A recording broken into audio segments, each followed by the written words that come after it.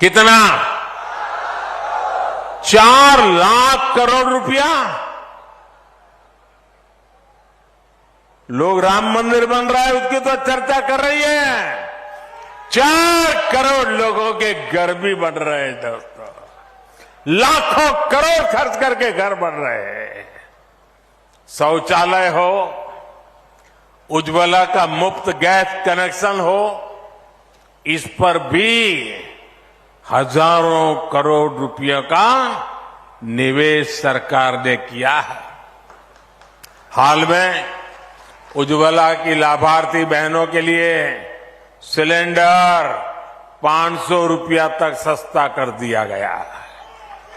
यानी हमने गरीबों को सुविधाएं भी दी है और उनका पैसा भी बचाया है।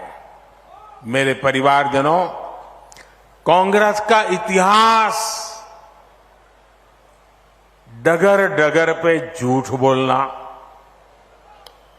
लोगों को भ्रमित करना और बिल्कुल चेहरे पर कोई असर ही नहीं, इतना आराम से झूठ बोल लेते हैं। उन्होंने गरीबों से जितना झूठ बोला है ना पिछले 50-60 साल में, आप कल्पना नहीं कर सकते। कांग्रेस ने गरीबों से झूठ बोला, महिलाओं से झूठ बोला, नौजवानों से झूठ बोला। कांग्रेस ने किसानों से कर्ज माफी के वादे किए।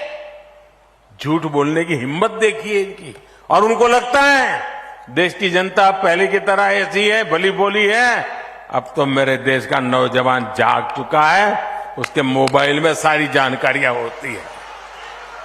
वो परिवार को कहता है ये कांग्रेस वाले झूठे हैं। भाइयों बहनों, आज भी कांग्रेस यही कर रही है। इन लोगों ने 5 साल पहले 2018 में कहा था 10 दिन में कर्ज माफ करेंगे, लेकिन 15 महीने में भी उनको सरकार से चलाने का मौका मिला, कुछ भी नहीं किया। वहीं भाजपा सरकार जो कहती है वो करके दिखाती है, डंके के चोट पे करते हैं। हमने किसानों को प्रधानमंत्री सम्मान योजना, किसान सम्मान योजना के तहत उसके खाते में पैसा जमा कर रहे हैं और साल में 3 बार करते हैं। अब तक कितना किया है मालूम है आपको? मालूम है? भूल जाते हो ना? मैं बताता हूं, याद रखोगे? याद रखोगे? जरा हाथ ऊपर करके बताओ, याद रखोगे? हमने पीएम किसान सम्मान निधि के तहत इस देश के किसानों के बैंक खातों में सीधा 2,60,000 करोड़ रुपया जमा करवाया है। सीधी मदद भेजी है। और मैं सीधी में बोल रहा हूं, सीधी मदद भेजी है। पीएम किसान सम्मान निधि के 20,000 करोड़ रुपए एमपी के किसानों के खाते में भी गए हैं। हर किसान को 28,000 रुपये उसके खाते में मिले हैं। अगर कांग्रेस होती तो उनके तो एक प्रधानमंत्री पब्लिकली कहते थे कि 1 रुपया भेजते हैं तो 15 पैसा पहुंचता है। अगर ये पैसे उनके जमाने में गए हो तो कितने रुपए पंजा खा जाता? कौन सा पंजा ये पैसे मार लेता भाई? जब ऐसे काम होते हैं, लोगों की भलाई के लिए काम होते हैं, सिर्फ और सिर्फ देश का भला करने का इरादे से काम होते हैं, तभी लोग कहते हैं एमपी के मन में मेरे परिवारजनों, भाजपा सरकार की योजनाओं के जो भी लाभार्थी हैं, उनमें से अधिकतर हमारे दलित, हमारे पिछड़े और हमारे आदिवासी परिवार हैं। कांग्रेस के लंबे शासनकाल में सबसे बुरी स्थिति दलितों की, आदिवासी बस्तियों की थी। प्रधानमंत्री ग्रामीण सड़क योजना के सबसे अधिक लाभ हमारे इस इलाके के नागरिकों को हुआ है। मेरे आदिवासी भाई बहनों को, गरीब भाई बहनों को, दलित बस्ती के लोगों को हुआ है। भाजपा सरकार 100% बस्तियों को सड़क से जोड़ने के लक्ष्य के बहुत करीब है। आज कांग्रेस के नेता आदिवासियों को लेकर बड़ी बड़ी बातें करते हैं, लेकिन इनके परिवार ने जब पीढ़ी दर पीढ़ी देश में सरकार चलाई तब उन्हें आदिवासियों की याद नहीं आई। ये भाजपा है जिन्होंने आदिवासियों का भविष्य सुनिश्चित किया। आप मुझे बताइए भाई, जवाब देंगे ना आप लोग? मेरा सवाल समझेंगे ना? मेरी हिंदी ठीक है ना? हाँ, मैं हिंदी भाषी नहीं हूं, इसलिए कोई गलती ना हो जाए। आप मुझे बताइए, ये मेरे जो आदिवासी भाई बहन है, क्या ये मोदी प्रधानमंत्री बना तब आए क्या? पहले थे कि नहीं थे? पहले थे कि नहीं थे? देश आजाद हुआ तब आदिवासी थे कि नहीं थे? भगवान राम जी वनवास गए तब आदिवासी थे कि नहीं थे? राजकुमार राम को अयोध्या से निकलने के बाद भगवान राम किसने बनाया? आदिवासी भाई बहनों ने बनाया। हम सबको पता है, लेकिन कांग्रेस को पता ही नहीं था कि हमारे देश में आदिवासी समाज भी है, क्योंकि कभी भी उन्होंने आदिवासी मंत्रालय नहीं बनाया, आदिवासियों के लिए अलग डिपार्टमेंट नहीं बनाया, उनके लिए अलग बजट नहीं किया। अटल बिहारी वाजपेयी की सरकार जब बनी तब देश में पहली बार आदिवासियों का अलग मंत्रालय बना, उनका अलग आदिवासी मंत्री बना और आदिवासी कल्याण के लिए लाखों करोड़ रुपए के बजट बनना शुरू हुआ। पिछले 9 वर्ष में आदिवासी कल्याण के लिए बजट में 5 गुना वृद्धि की गई है। ये भाजपा सरकार है जिसने बैगा, भारिया, सहारिया जैसी पिछड़ी जनजातियों की भी सूध ली। भाजपा सरकार इनके लिए 15,000 करोड़ रुपए का खास अभियान शुरू करने जा रही है। मध्य प्रदेश की भाजपा सरकार ने भी इन जनजातियों के लिए अभूतपूर्व काम किया है। अगर एमपी की बहनों के लिए लाडली लक्ष्मी जैसी योजनाएं चलाई गई हैं, तो बैगा, भारिया और सहारिया जनजाति की बहनों को भी सीधी मदद दी जा रही है। विश्वकर्मा साथी, जिनके बिना रोजमर्रा के जीवन की कल्पना भी कठिन है, उनको भी कांग्रेस ने कभी नहीं पूछा। पहली बार भाजपा सरकार ही उनके पर विशेष विश्वकर्मा योजना लेकर आई है। इस योजना पर भी 13,000 करोड़ रुपए खर्च किए जा रहे हैं। ऐसे ही काम के कारण हर वंचित परिवार कह रहा है, गांव-गांव कह रहा है, एक एक घर कह रहा है, फिर एक बार, फिर एक बार, फिर एक बार। मेरे परिवारजनों, सीधी बीरबल की जन्मभूमि है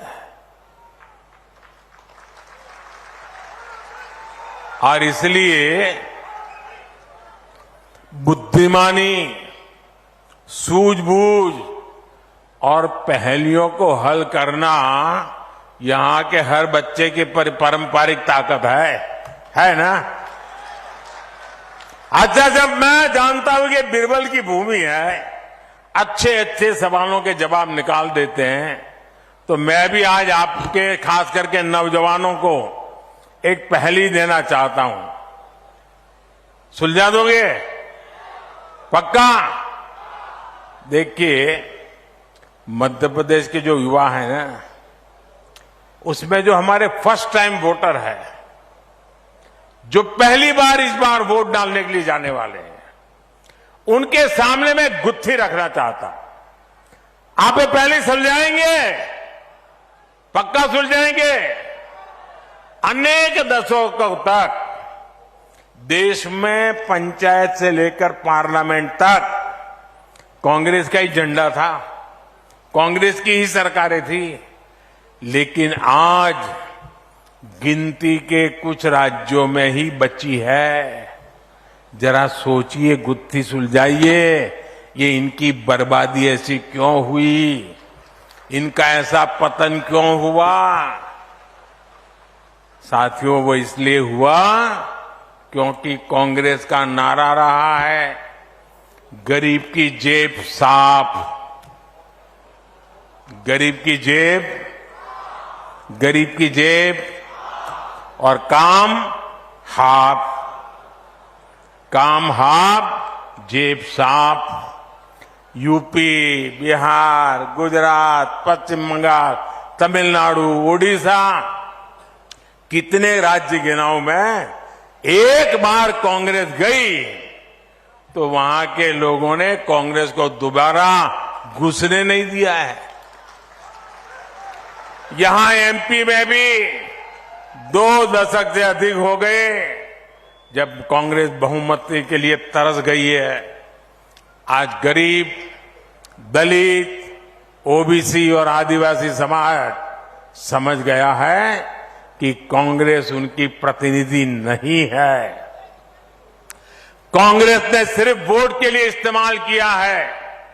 साथियों, कांग्रेस का पूरा इतिहास देखिए, उन्होंने केवल उन्हीं को आगे बढ़ाया जो दिल्ली दरबार में हाजिरी लगाते थे। एससी, एसटी, ओबीसी, इन समाज के प्रभावशाली नेतृत्व को कांग्रेस ने कभी उभरने नहीं दिया। इनकी यही दरबारी मानसिकता है जिसके कारण ये दिन रात, सुबह शाम बाकी सब काम भूल जाते हैं, एक काम कभी नहीं भूलते। आपने देखा होगा, कांग्रेस की विशेषता है, बाकी सब काम भूल जाएंगे, एक काम कभी भूलते नहीं है, और वो काम है सुबह शाम मोदी को गाली देना। एक ही काम, गालियां देते रहते हैं। मोदी को गाली दे देते ये पूरे ओबीसी समाज को गालियां देने लगे हैं। साथियों, जब भाजपा ने तय किया कि एक आदिवासी बेटी देश की राष्ट्रपति के रूप में आए, हम चाहते थे, कांग्रेस ने तब उसका भी घनघोर विरोध किया। ये भाजपा ही है जो एससी, एसटी, ओबीसी समाज की आकांक्षाओं का सम्मान करती, उन्हें मान देती है। आज आपने अखबार में पढ़ा होगा, पहली बार देश में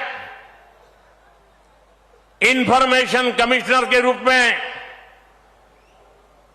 चीफ इंफॉर्मेशन कमीशन के रूप में पहली बार, कब मैं दिल्ली था, चुनावी दौरा कैंसिल करके गया था, मीटिंग के लिए गया था, और हमने चीफ इंफॉर्मेशन कमिश्नर के रूप में राजस्थान के एक दलित को पहली बार उसका अध्यक्ष बनाया है। और एक कांग्रेस वाले देखिए, मीटिंग में उनको आना था, मीटिंग का उनको निमंत्रण गया था, समय से पहले गया था, उन पर फोन पे बात हुई थी, लेकिन जब उनको पता चला कि एक दलित अध्यक्ष बनने वाला है, उन्होंने मीटिंग का ही बहिष्कार कर दिया। इतनी दलितों से नफरत करते हैं। जब राष्ट्रपति हम आदिवासी बनाए, उसका विरोध, हम चीफ इंफॉर्मेशन कमिश्नर दलित बनाए, उसका भी विरोध, और फिर झूठ फैला करके सिंपैथी का नाटक करना। साथियों, आज कांग्रेस देश में परिवारवाद का सबसे बड़ा प्रतीक है। आप यहां ही देख रहे हैं कांग्रेस के दो नेता क्या कर रहे हैं? कपड़े फाड़ कंपटीशन चल रही है। वो कहता है उसके कपड़े फाड़ो, वो कहता है उसके कपड़े फाड़ो। ये क्यों लड़ रहे मालूम है? उनको मालूम है जनता तो बीजेपी को ही जिताने वाली है, फिर लड़ क्यों रहे हैं? वो लड़ रहे हैं अपने बेटों को कांग्रेस का कब्जा मिले इसके लिए। ये कांग्रेस पर कब्जा करने के लिए दो बेटों को बिठाने की लड़ाई चल रही है और मध्य प्रदेश को बर्बाद कर रहे हैं। ये लोग एक दूसरे के कपड़े फाड़ने के लिए कांग्रेस को कह रहे कार्य करो, तुम उसके कपड़े फाड़ो, वो कहता है उसके कपड़े फाड़ो। जिनके लिए सिर्फ अपने बेटों का भविष्य ही प्राथमिकता है, वो आपके बेटे बेटियों का भला सोच ही नहीं सकते। मेरे परिवारजनों, कांग्रेस ने मध्य प्रदेश को बीमारू राज्य बना दिया था। भाजपा ने मध्य प्रदेश को विकास के मामले में बहुत आगे पहुंचाया है। आज एमपी अन्न उत्पादन में अग्रणी है। आज एमपी स्वच्छता के मामले में अग्रणी है। 2 दशक पहले एमपी में बिजली का बड़ा संकट रहता था। आज एमपी सरप्लस बिजली पैदा करता है। अब एमपी में पहले के मुकाबले 5 गुना ज्यादा मेडिकल कॉलेज है। यहां सीधी में भी मेडिकल कॉलेज बन रहा है। एमपी की पहचान अब देश के एक महत्वपूर्ण औद्योगिक राज्य के रूप में होने लगी है। साथियों, कांग्रेस ने कैसा काम किया, ये आज की नई पीढ़ी को जानना बहुत जरूरी है। 2014 तक देश में 100 से अधिक जिलों पर कांग्रेस ने पिछड़े होने का ठप्पा लगाया हुआ था। यहां एमपी के भी 8 ऐसे जिले थे जिन्हें कांग्रेस ने पिछड़ा घोषित किया था। इनमें से अधिकतर आदिवासी बाहुल्य जिले थे, जिसमें हमारे सिंगरौली और दमोह जैसे जिले भी थे। 2014 में आपने दिल्ली में भाजपा सरकार बनाई। 10 साल में हमारा सेवा काल चला और इस सेवा काल में हमने कहा कि ये जिले अब पिछड़े नहीं रहेंगे, ये चलेंगे। हमने इन जिलों को आकांक्षी घोषित किया। हर पैमाने पर इनके विकास के लिए काम शुरू किया। आज इनमें से अनेक जिले हर पहलू में देश के दूसरे जिलों से भी आगे निकल गए हैं। मेरे परिवारजनों, इस क्षेत्र का जल संकट भी अब बीते दिनों की बात होने जा रही है। विंध्य से कांग्रेस के अनेक बड़े बड़े नेता निकले, लेकिन बाण सागर परियोजना तभी पूरी हुई जब भाजपा सरकार आई। आपको गुलाब सागर परियोजना भी भाजपा ने दी। इनसे इस क्षेत्र के लाखों किसानों को लाभ मिल रहा है। हर घर जल और हर खेत को पानी, ये भाजपा की प्राथमिकता है। मोदी ने अपनी हर बहन को गारंटी दी है कि उनके घर तक पाइप से पानी पहुंचाएगा। यहां के लाखों परिवारों को नल से जल मिला है। जल्द ही एमपी में हर घर तक पाइप से पानी पहुंच जाएगा। मेरे परिवारजनों, अपने दशकों के शासन में कांग्रेस ने मध्य प्रदेश को जिस गहरे कुएं में धकेल दिया था, अब उस कुएं से भाजपा एमपी को बाहर निकाल करके लाई है। यहां कुछ भी ऐसा नहीं होना चाहिए जिससे वापस एमपी गहरे कुएं में जाकर के गिर पड़े। अब तो तेज गति से आगे बढ़ने का समय है। आप याद करिए, इस पूरे क्षेत्र में आवाजाही कितनी मुश्किल थी। कब कहां लूटपाट हो जाए भय अक्षर बना रहता था। आज देखिए, सीधी रेवा हाईवे से बाईपास बनने से कितनी सुविधा हो रही है। 6 लेन की टनल से सीधी और रीवा की दूरी 1 घंटे से भी कम रह गई है। विंध्य प्रगति पथ का निर्माण भी तेज गति से चल रहा है। ये सब जानकर, ये जब बनकर के तैयार होगा तो यहां सुविधा के साथ साथ हर प्रकार के उद्योगों को भी बल मिलेगा। रीवा में एयरपोर्ट बनने से इस क्षेत्र में पर्यटन सेक्टर को भी गति मिलेगी। हमारी सरकार विंध्य क्षेत्र को सौर ऊर्जा के महत्वपूर्ण केंद्र के रूप में भी विकसित कर रही है। रीवा सोलर पावर प्लांट से पूरे एशिया में रीवा का नाम रोशन हुआ है। मेरे परिवारजनों, हमें मिलकर समृद्ध मध्य प्रदेश की इमारत का निर्माण करना है। ये जिम्मेदारी विशेष रूप से हमारे 18 से 25 वर्ष की आयु के नौजवानों की है। आज आपका एक एक वोट आने वाले 25 वर्ष के एमपी का भविष्य तय करेगा। इसलिए बिंद के हर बूथ पर कमल खिलना चाहिए। गांव-गांव जाएंगे, जरा हाथ ऊपर करके बताइए। गांव-गांव जाएंगे, घर-घर जाएंगे, एक एक मतदाता से मिलेंगे, हर बूथ में कमल खिलेगा, पक्का खिलेगा। भाइयों बहनों, मेरा एक और काम भी करना है, करोगे? ये मेरा पर्सनल काम है, करोगे? चुनाव वाला नहीं है, करोगे ना? फिर ऐसा नहीं अभी हम तो नहीं करेंगे, हम तो चुनाव में पड़े हैं, ऐसा नहीं करोगे ना? करोगे मेरा काम? पक्का करोगे? अच्छा, आप जाकर के हर परिवार में जाके मिलना और उनको कहना कि अपने मोदी जी सीधी आए थे, कहेंगे ना? और उनको कहना मोदी जी सीधी आए थे, उन्होंने आपको प्रणाम भेजा है। ये मेरा काम कर दोगे? हर घर मेरा प्रणाम पहुंचा दोगे? क्योंकि उनके आशीर्वाद मुझे एक नई ताकत देते हैं, नई ऊर्जा देते हैं, देश के लिए दौड़ने के लिए एक नई हिम्मत दे देते हैं। और इसलिए घर घर जाकर के मेरे प्रणाम पहुंचा दीजिए। मेरी यही अपेक्षा है आपसे। मेरे साथ बोलिए, भारत माता की। पूरी ताकत से बोलिए दोस्तों, भारत माता की, भारत माता की, भारत माता की। बहुत बहुत धन्यवाद।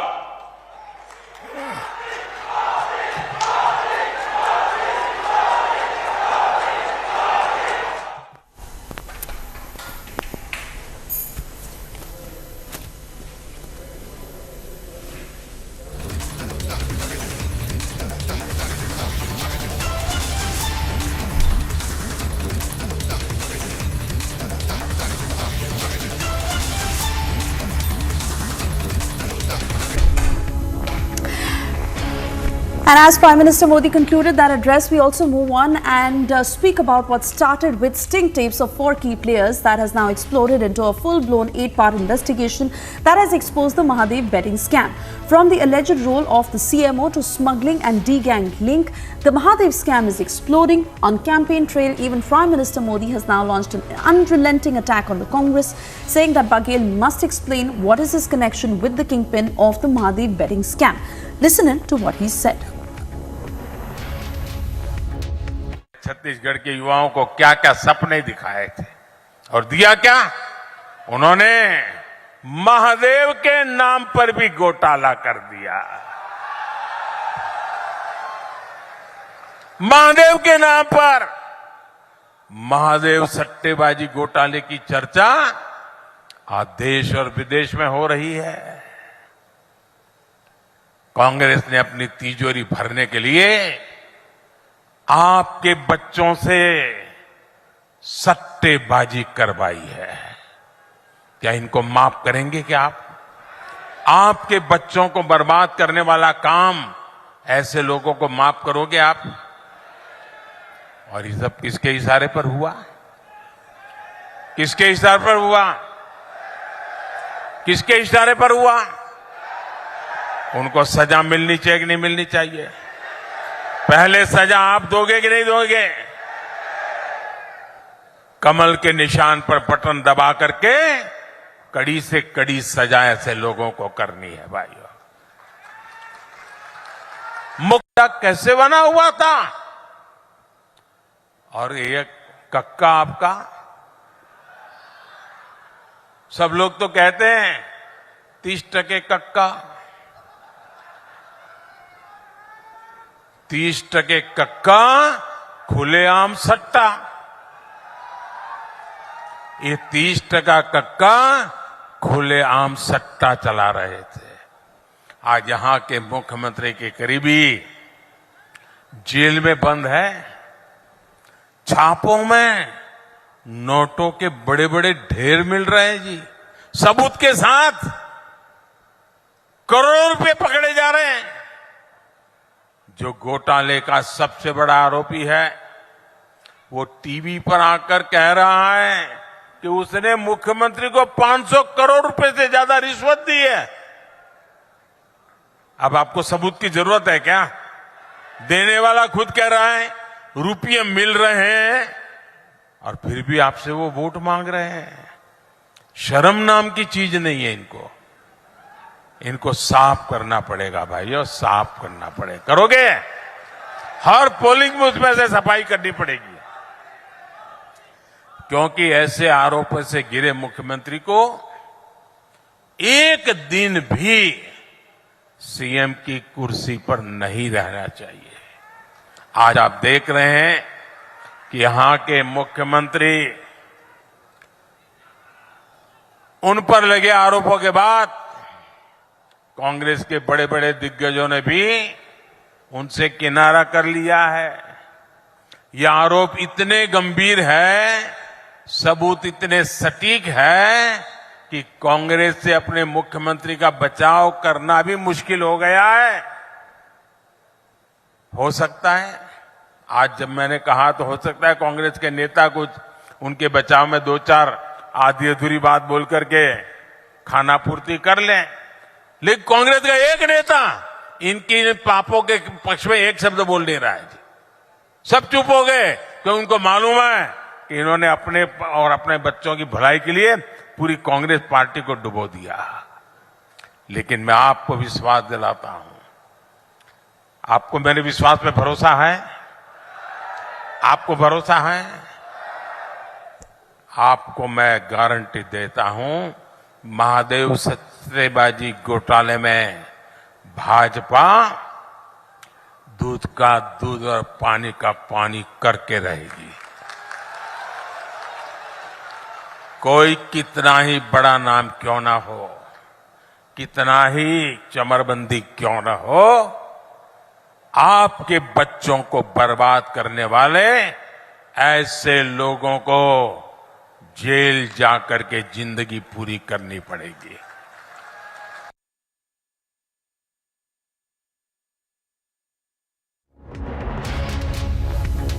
The Mahadev scam investigation has become the biggest talking point this election season, with BJP launching an all-out attack on the Congress. Listen in.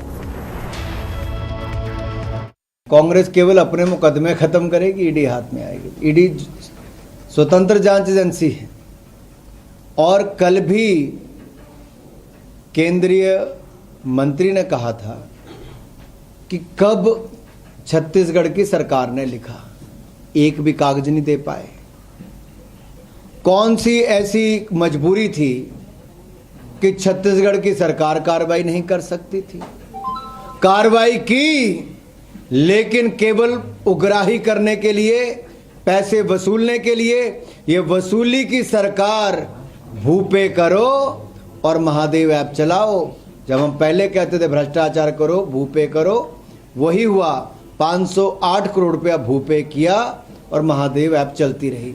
ये कांग्रेस का भ्रष्टाचार का सिस्टम है। बहुत बड़ा मुद्दा छत्तीसगढ़ में है। मुखिया यदि खुद भ्रष्टाचार में लिप्त हो जाता है, जुआ सट्टा अपराधियों से पैसा लेने लगता है, 509 करोड़ का ट्रांजैक्शन को प्रमाणित किया है ईडी ने, इससे बड़ा और क्या प्रमाण मिलेगा कि इनके सचिवालय के 3-3 अधिकारी इससे लिप्त हैं, उनको पैसा मिलता है।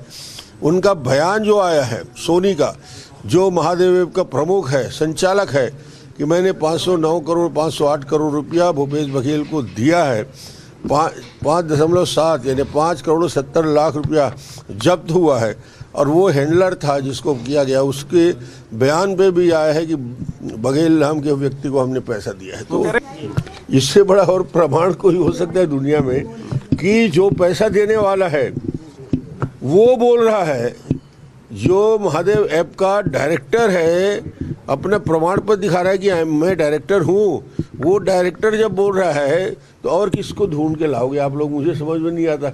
इससे ज़्यादा पुख्ता प्रमाण देश की जनता और प्रदेश की जनता और ईडी के पास। Are the India Alliance partners who are now backing scam-tainted Bagel crying foul? Left has also now called this an attempt to intimidate the opposition by the BJP. Listen. BJP की इतनी selective washing machine वाली है ना, और अभी चुनाव में और चुनाव के पहले इस प्रकार की हैरेसमेंट, ये हैरेसमेंट के अलावा कुछ नहीं है, ये हैरेसमेंट है। अब चुनाव के बीच आप इस प्रकार के अचानक ये सब कर रहे हैं, ये तो पूरी जनता समझ रही है, और बीजेपी छत्तीसगढ़ में किसी भी हालत में जीतने वाली नहीं है।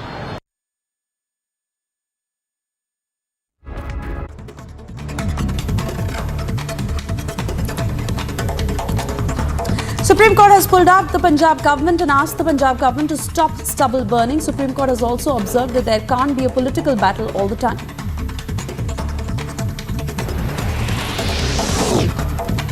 BJP released its fourth list of candidates for the upcoming Telangana Assembly elections. 12 new names have been added to the previous 87, bringing the total number of candidates announced for 99 constituencies. Notably, out of this comprehensive list, 14 are women candidates. BJP MLAs protest outside the State Assembly over various issues, including caste-based survey report and water cannons used on Anganwadi workers protesting outside the Assembly. Hitting out on the Bihar government, former Bihar Deputy Chief Minister and BJP MLA Tarkishore Prasad said that Anganwadi workers have taken to the streets over their demands, but they are being dispersed with the help of water cannons. The government is heavy-handed, but they don't care about anyone. Anganwadi की जो हमारी बहनें हैं आज सड़क पर अपने मांगों को लेकर आई हैं, तो उन्हें वाटर कैनन से हटाया जा रहा है, और लगातार कई जो अलग अलग कर्मी हैं उन पर लाठी का प्रहार आप देखे होंगे कि आर ब्लॉक चौक पर किया गया। और पटना में जब भी उचित मांगों को लेकर लोग सड़क पर आते हैं तो उन्हें पीटा जाता है। यह निरंकुश सरकार है, इन्हें किसी की चिंता नहीं है। इनके मुखिया और इनके जो सह मुखिया हैं, इन्हें प्रधानमंत्री बनना है या मुख्यमंत्री बनना है, ये इस चिंता से बाहर निकल ही नहीं पा रहे। और बिहार आज जल रहा है, रोम जल रहा है और नीरो बांसुरी बजा रहा है, वही स्थिति आज बिहार की हो गई। Congress leader and LOP in Lok Sabha Adhir Ranjan Chaudhary writes a letter to President Draupadi Murmu regarding the selection of the Chief Information Commissioner Hira Lal Samaria.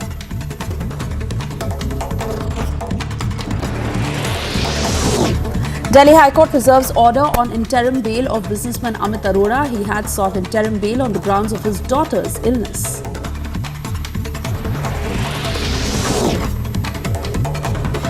Heavy rainfall in Tamil Nadu, Kerala and coastal Andhra Pradesh has led to severe waterlogging and flooding in some parts of the states, leading to water entering residential areas.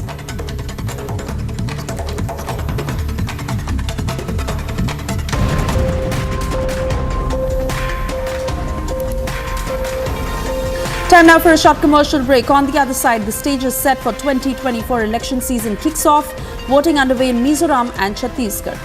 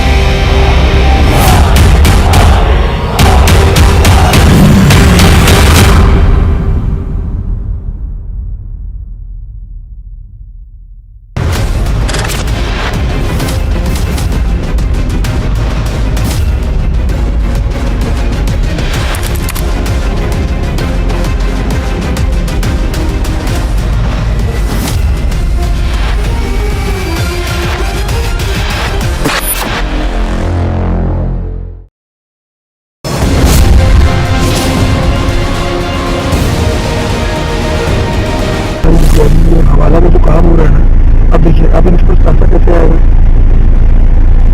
Private jet से इनके पास private jet से आएगा या तो helicopter के through इनके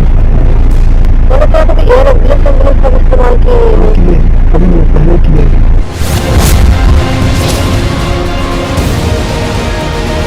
यहाँ की सरकार ने, यहाँ के मुख्यमंत्री ने छत्तीसगढ़ की जनता को बताना चाहिए कि दुबई में बैठे इस घोटाले के आरोपियों के साथ उनके क्या संबंध है।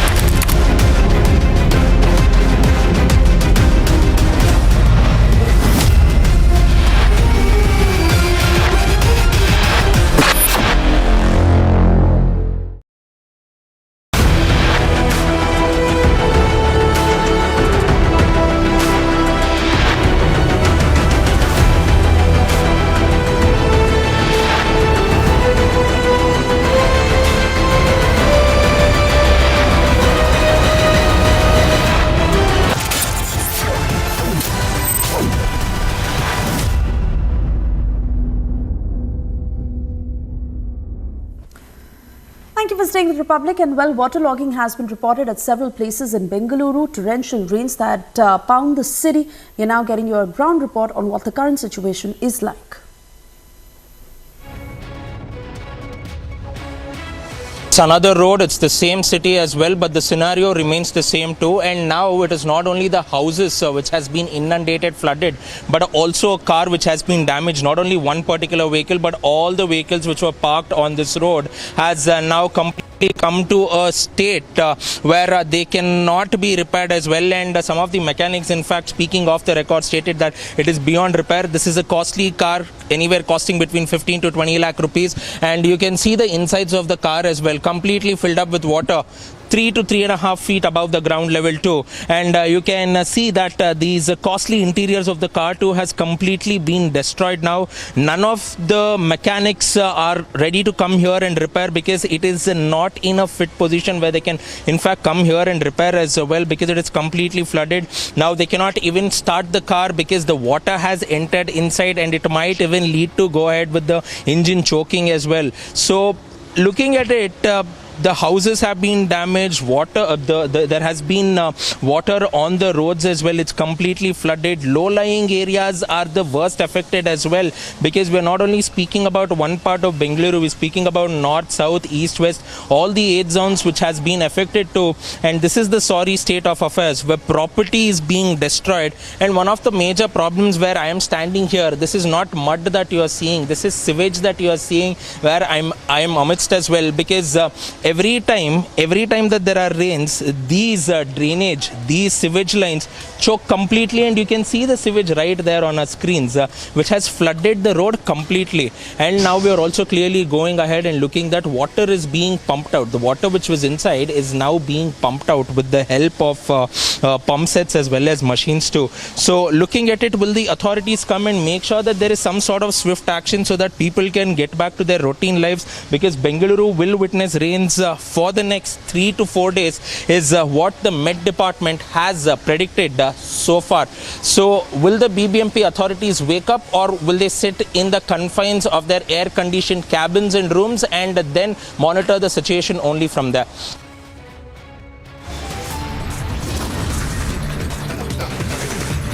Time now for a short commercial break. On the other side, Republic Media Network's 8-part investigation into the Mahadev betting scam has become the #1 election issue.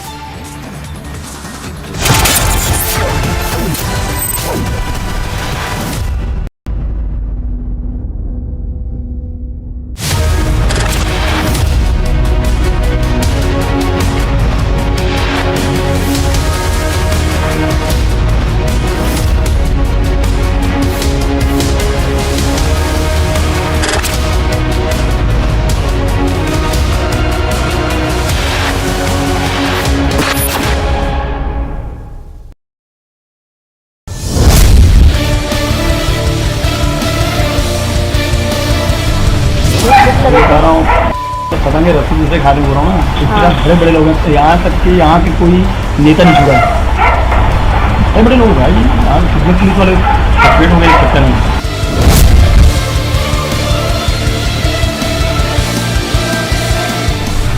एक विधायक भी पैसा मांग रहे सीधा मुंह खोल गया, पैसे की डिमांड किसके थ्रू करते हैं ये लोग? और कुछ जैसे कि यहाँ जो पकड़ाए हैं सतीश चंद्राकर और हाँ ASI क्या वर्मा उससे विनोद वर्मा का नाम ले दिया कि यहाँ का व्यापारी नाम लिया था महीनों लगे।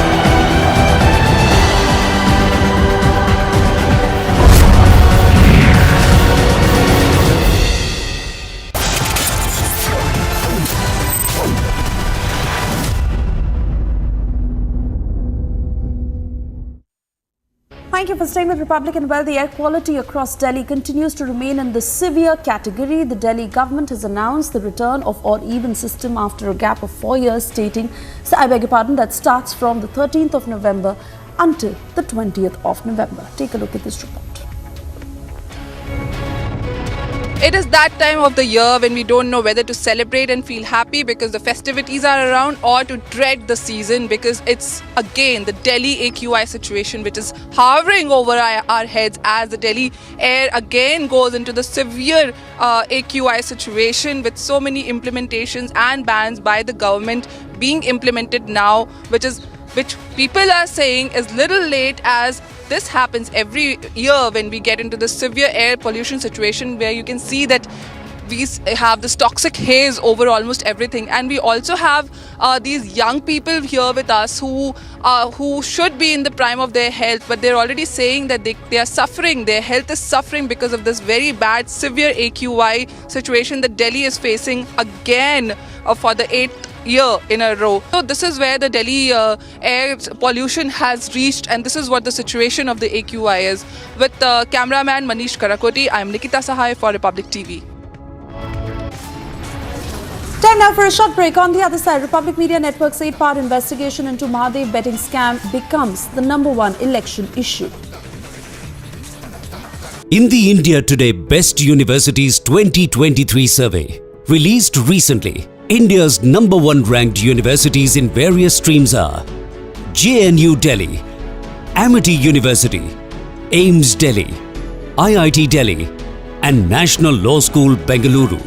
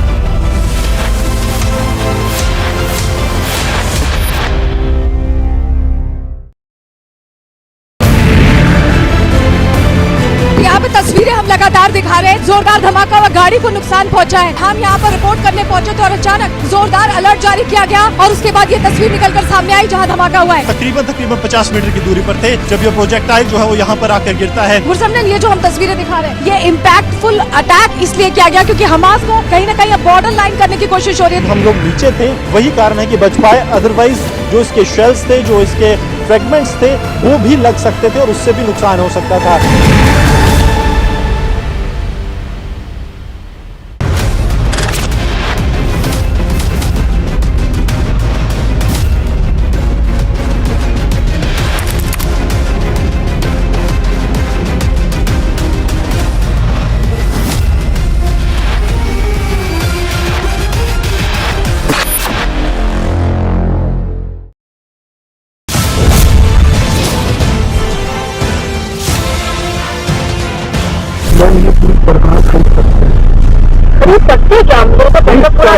चला रहे हैं ये जो वेड ये सब चीज छोटे बने मतलब पूरा टोटल में मतलब धूम लगता है।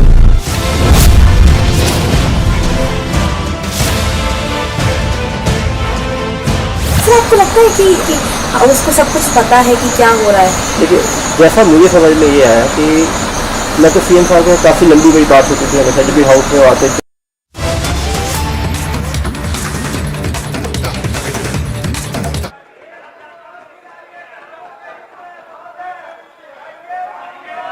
महोदय, आज जिस भूमि आप टोका टोकी महोदय समय बर्बाद करना है। कौन आदमी टोक रहा है? आपके लोग ढोल बजा रहे हैं, क्यों बजा रहे हैं? ज्यादा समय तो आप ही मेरा ले रहे हैं, ये उचित नहीं है। भूमि महोदय, भूमिहीन लोगों में आपने दिखाया कि भूमिहीन कितना है। आप इस किताब के अंदर महोदय क्यों नहीं जारी किया किस जाति में कितना भूमिहीन है? आप स्पष्ट क्यों नहीं कर रहे? उसका आंकड़ा जारी करना चाहिए महोदय। किस परिवार में बच्चों की संख्या कितनी है वह भी आंकड़ा जारी होना चाहिए महोदय। किस परिवार में छोटा परिवार, बड़ा परिवार का भी विश्लेषण बतानी चाहिए।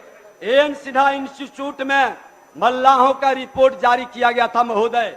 उसने कहा था 2013 में कि 85 लाख संख्या है और आपके समय में 65 लाख बताया गया। आप वो रिपोर्ट भारत सरकार को भी भेजे थे महोदय। ये अंतर, ये डिफरेंस क्यों है? सरकार को बतानी चाहिए। अति पिछड़ों के आंकड़ों के लेकर के जो प्रश्न उठ रहा है महोदय, ये कई वातावरण को कहीं न कहीं भ्रमित कर रहा है। आज धर्म के आधार पर महोदय 2011 से सेंसस हुआ था। जैन धर्म 2011 में 18,914 था और 2023 में महोदय ये 12,513 हो गया। सिख का 2011 में 23,789 था, 23 में 14,753 हो गया। महोदय ईसाई का 1,29,274 था, आज 75,238 हो गया। महोदय हिंदू का 82.68% था, आज 2023 में 81% 99 हो गया। महोदय कई प्रश्न खड़े हो रहे हैं। कांग्रेस शासित राज्यों के अंदर आज जितनी सरकार चल रही है वहाँ जातीय जनगणना, बैठिए जातीय सर्वे क्यों नहीं कराया? शांति शांति, आप बैठिए। महोदय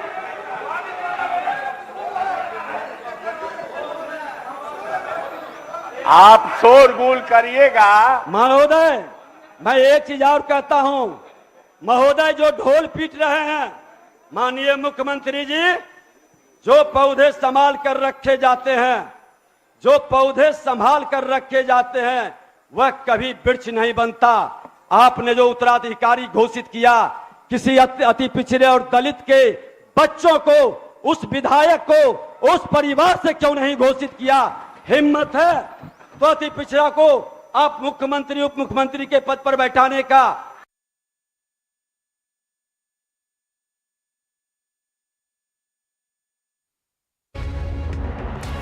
Alright viewers, what we see right now are updates coming in. Remember the data from the Bihar's government's caste-based survey. and the full report on the economic condition of the 215 scheduled castes, scheduled tribes, backward classes and extremely backward classes that was tabled in the assembly this afternoon. Those visuals coming in on your screen, viewers, and big updates coming on Republic TV as we keep getting you more updates. And remember that this report says that 42% of families from scheduled caste and scheduled tribes are poor as well. 33% of those from backward and extremely backward classes are in the poor category, viewers. So top updates coming in on Republic TV as we keep getting you more updates. Let's tell you what has happened so far. We see that the Bihar caste survey, the data has now been tabled in the assembly this afternoon.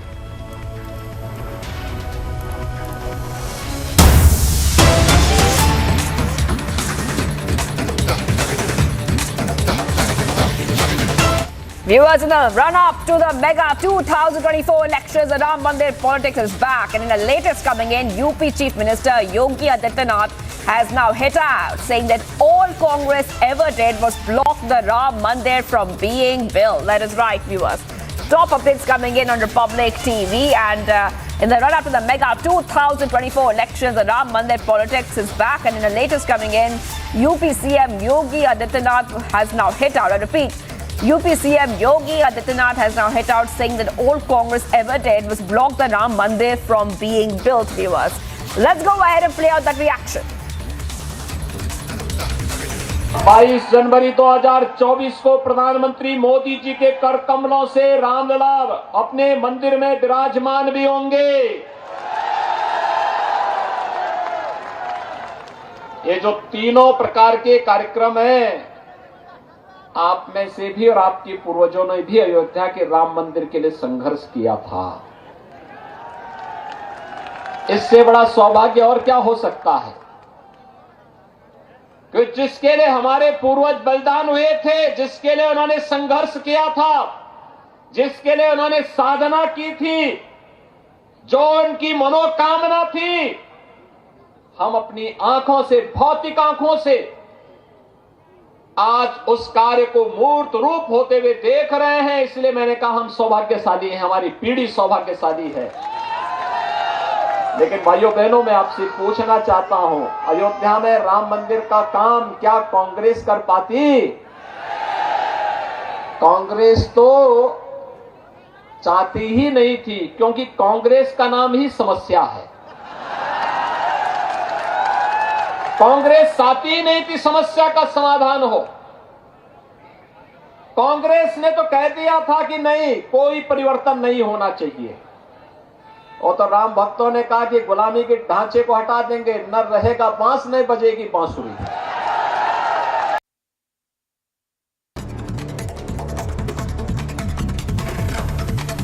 Viewers, top updates coming in right now. Supreme Court has pulled off the Punjab government and asked the Punjab government to stop this double burning. Supreme Court has also observed that there cannot be a political battle all the time. BJP released its fourth list of candidates for the upcoming Telangana Assembly elections. 12 new names have been added to the previous 87, bringing the total names of candidates announced for 99 constituencies. Notably, out of this comprehensive list, 14 are women candidates. BJP MLAs protest outside the state assembly over various issues, including caste-based survey report and water cannons, which are used. And this is on the Anganwadi workers who are protesting outside the assembly.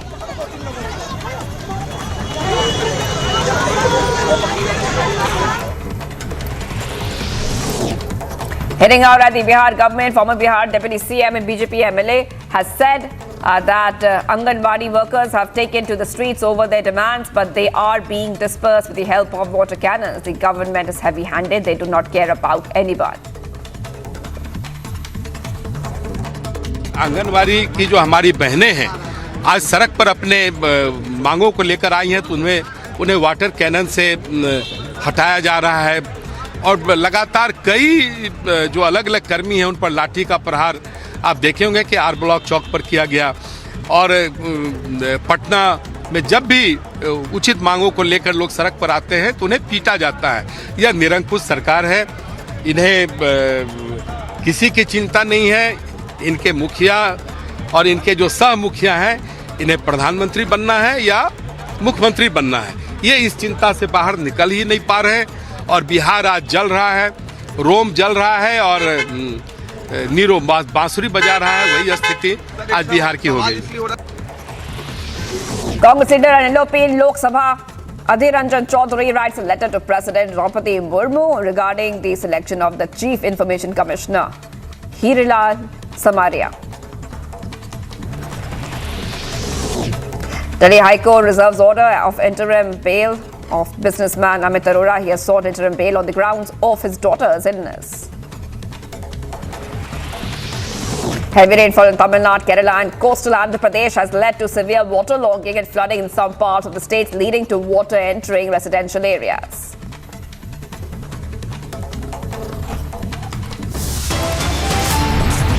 Viewers, much more coming up on the other side. Republic Media Network's 8-part investigation into Mahathir betting scam becomes #1 election issue. As gold smuggling angle emerges in Mahathir betting scam, ED sources suggest Dubai link now under investigation. Stay tuned to India's #1 news channel, Republic TV.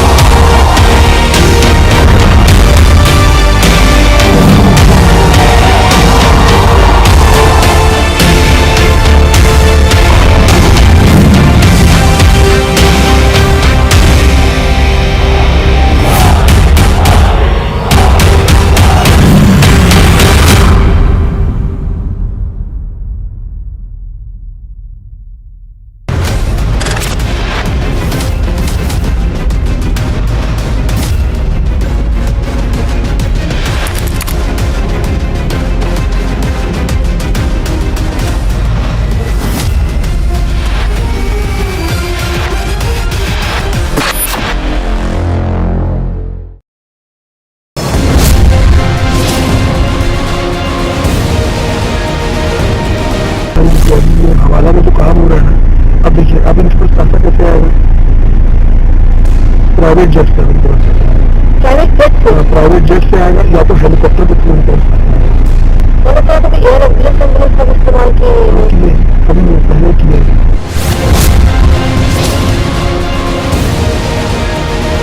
यहाँ की सरकार ने, यहाँ के मुख्यमंत्री ने छत्तीसगढ़ की जनता को बताना चाहिए कि दुबई में बैठे इस घोटाले के आरोपियों के साथ उनके क्या संबंध है।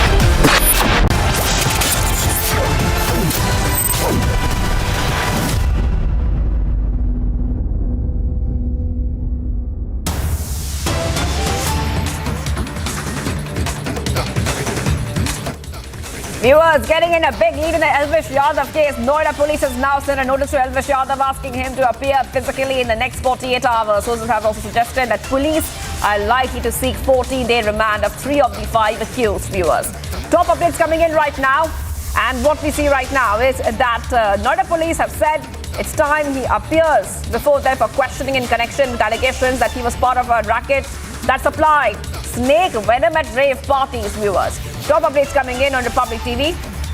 Let's go to Simran, who's joining us on the phone line. Simran, sources have told us that the police will be going for a 14-day remand of 3 of the 5 accused in this case. Take us through what is happening so far and any response coming in from Elvish Yadav about his appearance before the Noida police. Well, yes, as you have rightly also said, and we are breaking it right now at Republic TV, there has been a big revelation in the Elvish Yadav case.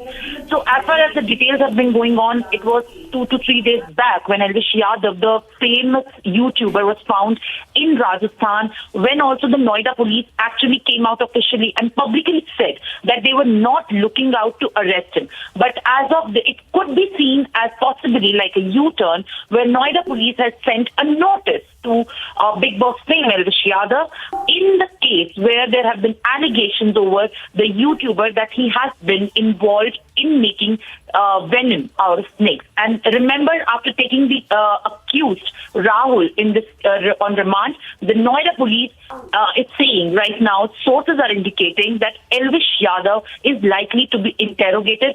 In this regard, a notice has also been sent, and interrogation is also likely, in fact, to take place by making both of them sit face to face. As far as the allegations that have come on board against Elvish Yadav, which he has completely denied, there has been an accused who is 32-year-old Rahul, who made a statement in front of the police on a complaint by the PFA person Gaurav Gupta, on the basis of which Elvish Yadav was named in the FIR.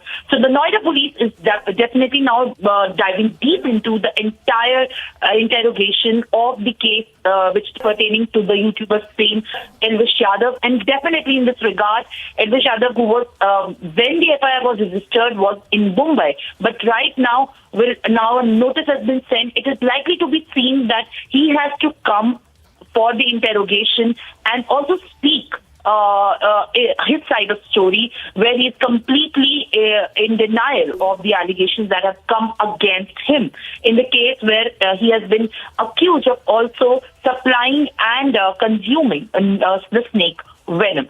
As far as the police action has been concerned, the police is going to also examine the CCTV footage where the alleged parties of the mention of which has been made in the FIR will take place.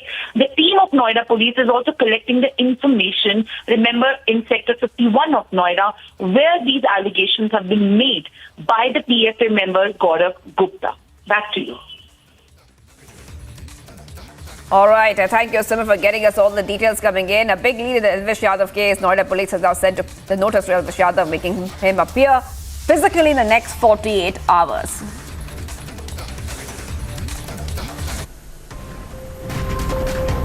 Time for a very short break. We are live in breaking and getting you top updates. The stage is set for 2024 as election season kicks off. Voting underway in Mizoram and Chhattisgarh. Stay tuned.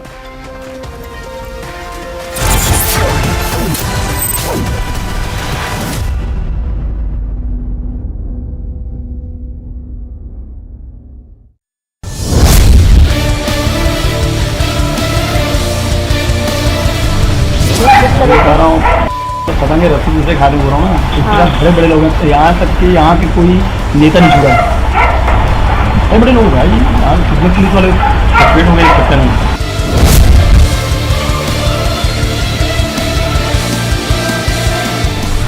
एक विधायक भी पैसा मांग रहे सीधा मुंह खोल रहे हैं। पैसे की डिमांड किसके थ्रू करते हैं ये लोग? अगर कोई जैसे क्या वर्मा से पीएस होएगा, विनोद वर्मा का नाम ले दिया, कि यहाँ का व्यापारी नाम लिया था, महीनों लगे।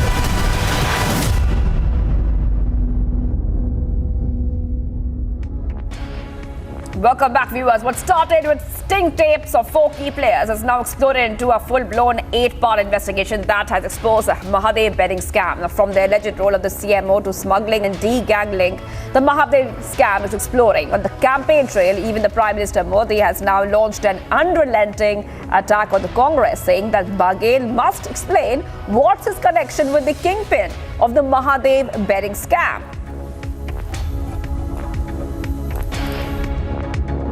छत्तीसगढ़ के युवाओं को क्या क्या सपने दिखाए थे और दिया क्या? उन्होंने महादेव के नाम पर भी घोटाला कर दिया। महादेव के नाम पर महादेव सट्टेबाजी घोटाले की चर्चा आज देश और विदेश में हो रही है। कांग्रेस ने अपनी तिजोरी भरने के लिए आपके बच्चों से सट्टेबाजी करवाई है। क्या इनको माफ करेंगे क्या आप? आपके बच्चों को बर्बाद करने वाला काम ऐसे लोगों को माफ करोगे आप? और ये सब किसके इशारे पर हुआ? किसके इशारे पर हुआ? किसके इशारे पर हुआ? उनको सजा मिलनी चाहिए कि नहीं मिलनी चाहिए?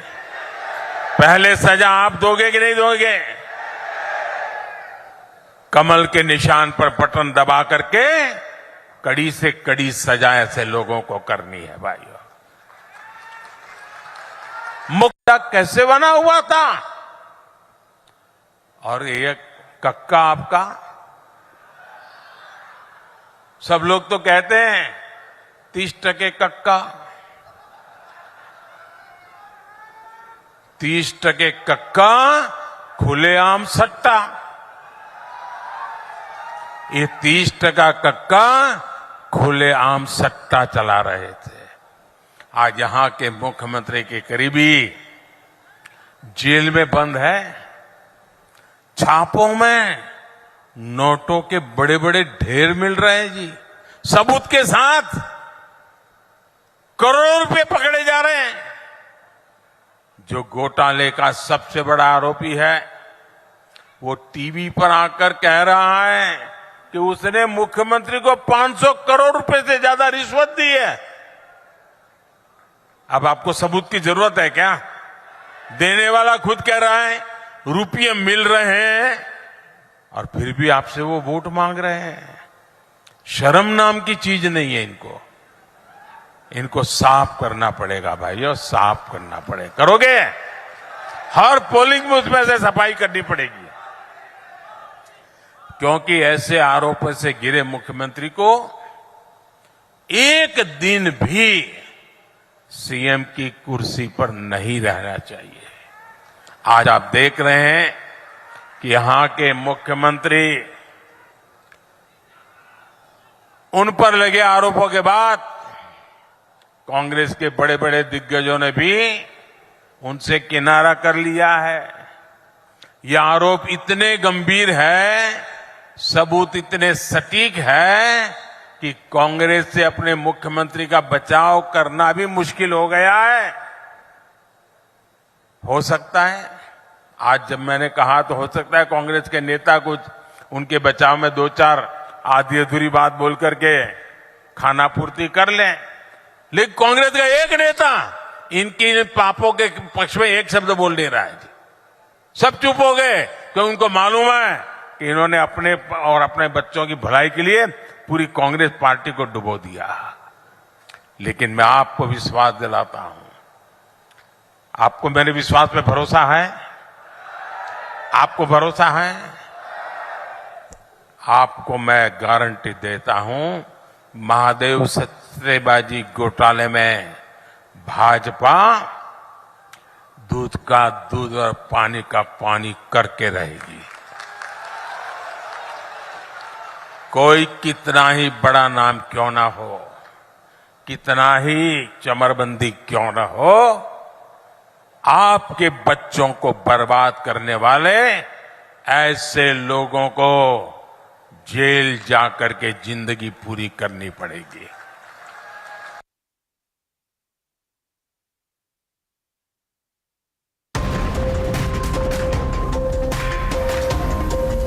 Viewers, much more coming up. The stage is all set for 2024 as election season kicks off. Voting is underway right now in Mizoram and Chhattisgarh. Stay tuned.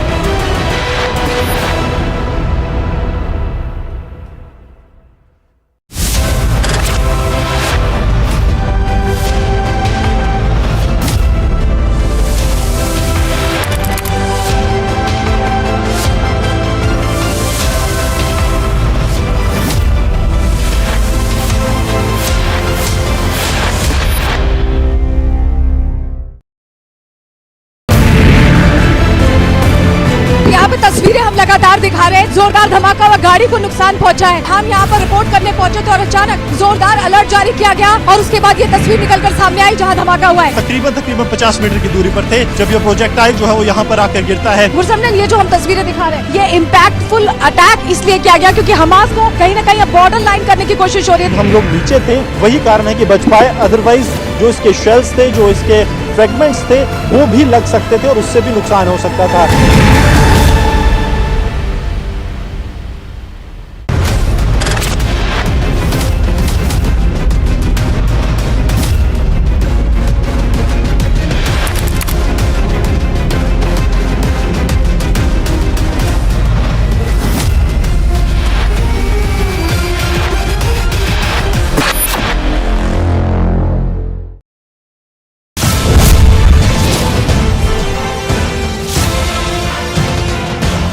ये पूरी प्रकार कर सकते हैं।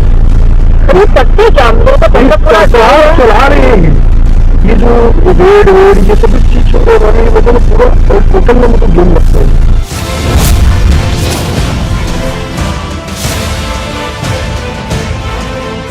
सर, आपको लगता है कि उसको सब कुछ पता है कि क्या हो रहा है? देखिए, जैसा मुझे समझ में ये आया कि मैं तो सीएम साहब को काफ़ी लंबी बड़ी बात होती थी, हमेशा जब भी हाउस में आते थे तो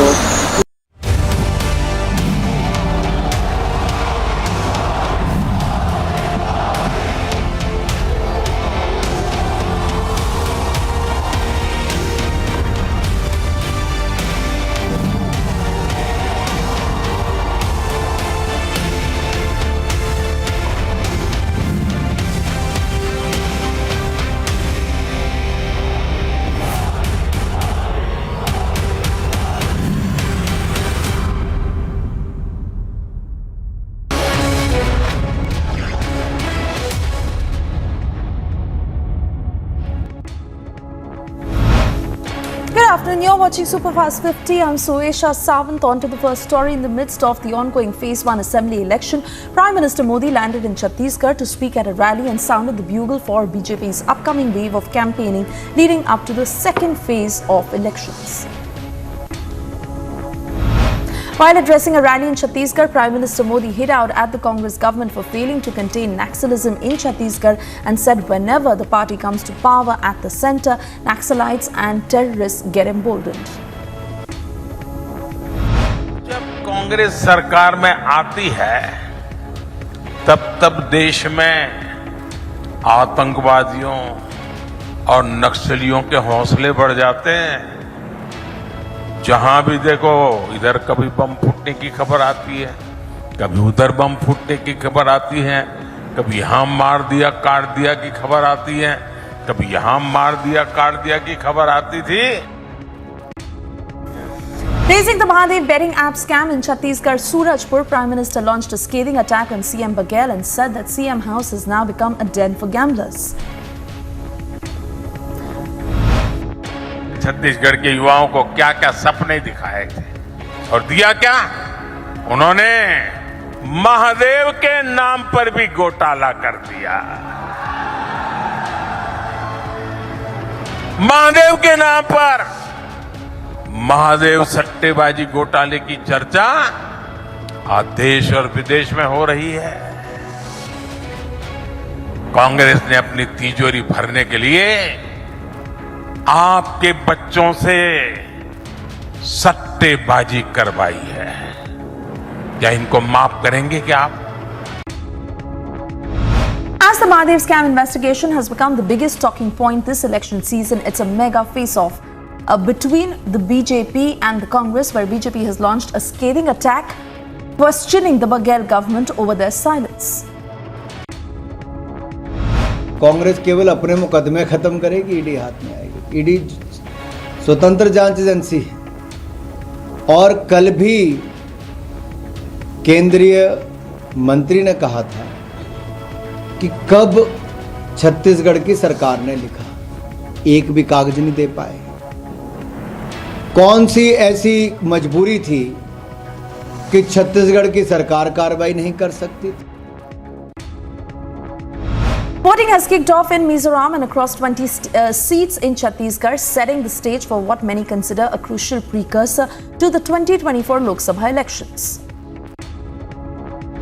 A commando of Cobra, an elite unit of CRPF, was injured by IED planted by Naxals in the Thorn Marka region of Chhattisgarh as voting for the first phase of the district got underway.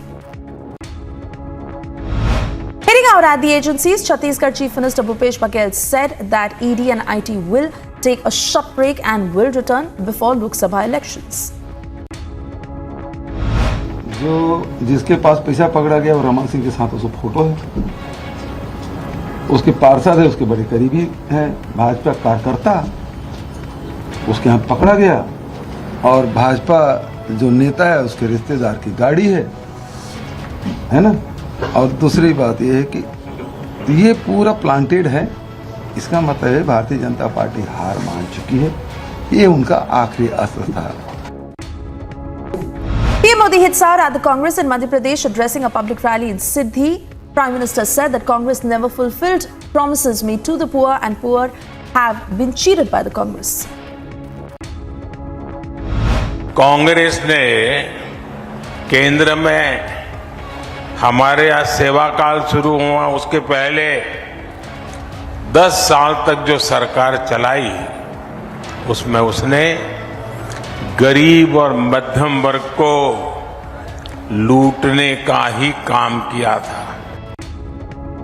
Anganwadi workers surrounded Bihar Vidhan Sabha to assert their demands, leading to police employing water cannons to disperse those demonstrators. During this protest, one Anganwadi worker collapsed, yet the police persisted in using water cannons without halting their actions. BJP MLAs protest outside the State Assembly over various issues including caste-based survey report and water cannons used on Anganwadi workers protesting outside the assembly. Hitting out at the Bihar government, former Bihar Deputy Chief Minister and BJP MLA Tarkishore Prasad said that Anganwadi workers have taken to the streets over their demands, but they are being dispersed with the help of water cannons. The government is heavy-handed. They don't care about anyone. और आंगनवाड़ी की जो हमारी बहनें हैं आज सड़क पर अपने मांगों को लेकर आई हैं, तो उन्हें वाटर कैनन से हटाया जा रहा है और लगातार कई जो अलग अलग कर्मी हैं उन पर लाठी का प्रहार आप देखे होंगे कि आर ब्लॉक चौक पर किया गया। और पटना में जब भी उचित मांगों को लेकर लोग सड़क पर आते हैं तो उन्हें पीटा जाता है। यह निरंकुश सरकार है, इन्हें किसी की चिंता नहीं है। इनके मुखिया और इनके जो सह मुखिया हैं इन्हें प्रधानमंत्री बनना है या मुख्यमंत्री बनना है, ये इस चिंता से बाहर निकल ही नहीं पा रहे हैं। और बिहार आज जल रहा है, रोम जल रहा है और नीरो बांसुरी बजा रहा है, वही स्थिति आज बिहार की हो गई। Delhi NCR region continues to battle toxic air and is enveloped under a thick layer of smog with visibility dropping as AQI remains under severe category. Supreme Court has pulled up the Punjab government and asked the Punjab government to stop stubble burning. Supreme Court has also observed that there can't be a political battle all the time. The top court has instructed Rajasthan and other concerned parties to adhere to its previous order regarding the use of firecrackers during the festive season. Supreme Court has specifically directed Rajasthan to implement measures aimed at reducing air pollution, especially during festivals, emphasizing that it is a collective responsibility to address this issue. BJP released its fourth list of candidates for the upcoming Telangana Assembly elections. 12 new names have been added to the previous 87, bringing the total number of candidates announced for 99 constituencies. Notably, out of this comprehensive list, 14 are women candidates. Delhi Chief Minister Arvind Kejriwal chaired a high-level meeting with Aam Aadmi Party MLAs and councillors amid the political crisis plaguing his government. This comes a day after Kejriwal chaired a meeting with MLAs. Income tax conducts raids on Som group of companies in Bhopal, primarily involved in business of spirits, beer and alcopop. Raids that are underway in Bhopal, Jabalpur and Indore. Income tax raids on TN Public Works Department Minister E.V. Velu's residence and other properties in Tiruvannamalai extended into its fifth day.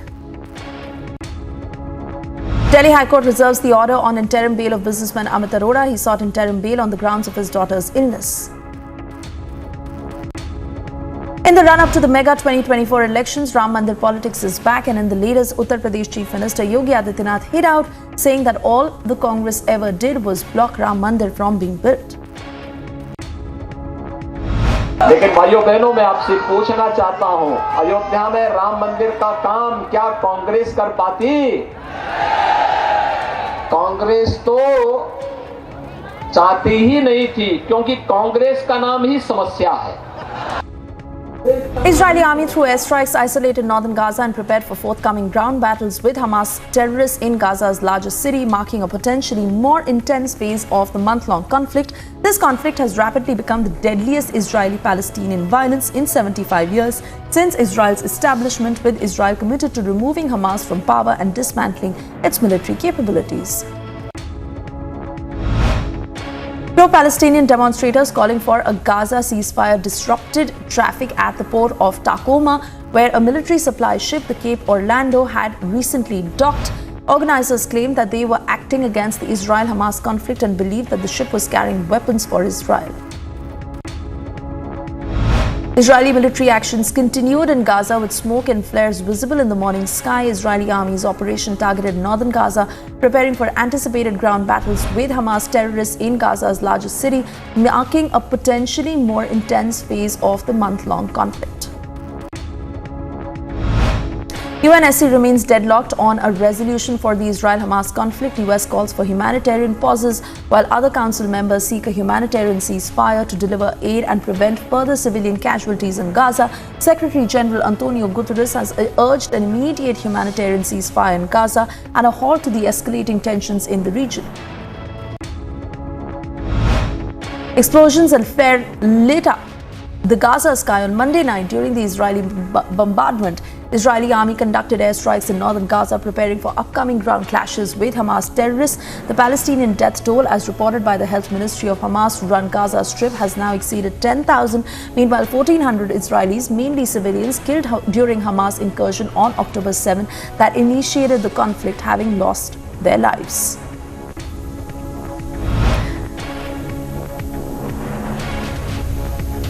IDF released additional footage of their actions in Gaza Strip. Israeli forces isolated northern Gaza through heavy airstrikes, laying the groundwork for an anticipated advance into the densely populated Gaza city, marking a potentially more intense phase of the month-long conflict. Israeli military spokesperson announced on Monday that Israel is intensifying its efforts against Hamas in Gaza City. Rear Admiral Daniel Hagari, speaking from Tel Aviv, stated that their forces are following operational plan, with recent operations in the 51st Battalion and other areas resulting in the elimination of several terrorists, further increasing pressure on Gaza City. US could not verify the reported death toll of 10,000 in Gaza, but they acknowledged that many thousands have been killed. When asked about the toll's impact on their support for Israel, the response highlighted the context of the conflict, stating that Israel was confronting Hamas, a group that engaged in acts of violence, including paragliding into civilian areas on October 7, resulting in the killing of innocent people in their homes and at a music festival.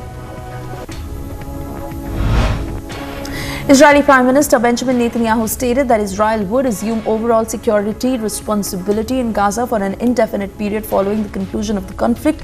He also reiterated that a comprehensive ceasefire would only be considered after the release of all hostages by Hamas. However, Netanyahu expressed willingness to consider short-term pauses in the conflict. Families of Israelis held hostage by Hamas made emotional appeals on Monday, urging the global public and decision makers to support their efforts to reunite with their loved ones. Orit Meir, for instance, expressed her horror upon seeing her son Almog in a Hamas video captured after he was abducted during the October 7 attacks. In the video, Almog appeared frightened, lying on the floor with his hands covering his face. Images of thousands kidnapped into Gaza by Hamas were projected on Jerusalem's Old City walls. Over 240 Israelis were taken during a cross-border raid, with 5 hostages now freed, providing hope to the families of those still in captivity. Israeli military announced on Tuesday that it has taken control of a Hamas military stronghold in the northern Gaza Strip. Now, according to IDF, their troops targeted 2 cells and engaged several terrorists in a building adjacent to Al-Quds hospital. Now, additionally, numerous Hamas mortar launchers were hit and naval forces targeted Hamas posts containing undisclosed technological assets. The sole functioning mill in Gaza continues to face challenges in grinding wheat due to the shortage of electricity and fuel. As stated by World Food Programme, when bread is accessible, individuals endure lengthy queues at bakeries, making them vulnerable to air attacks. The WFP has reported that at least 11 bakeries have been damaged and demolished since October 7. Israeli bombardment in Gaza persists after 1 month of conflict, resulting in at least 16 casualties during an overnight attack in Rafah. UN Chief Antonio Guterres laments Gaza's plight, referring to it as a graveyard for children, and reiterates the need for lasting ceasefire. Prime Minister Benjamin Netanyahu is open to short-term ceasefires and suggests that Israel will be responsible for Gaza's security indefinitely after the war. Russia's foreign ministry expressed concern about an Israeli junior minister's statement regarding the possibility of a nuclear strike on Gaza. Maria Zakharova, Russia's foreign ministry spokesperson, highlighted the potential admission of Israel having nuclear warheads. She suggested that if this were the case, UN's nuclear watchdog and international inspectors should be involved. Jordan has stated that it is keeping all options open in response of what it perceives as Israel's failure to distinguish between military and civilian targets in its ongoing bombardment and invasion of the Gaza Strip.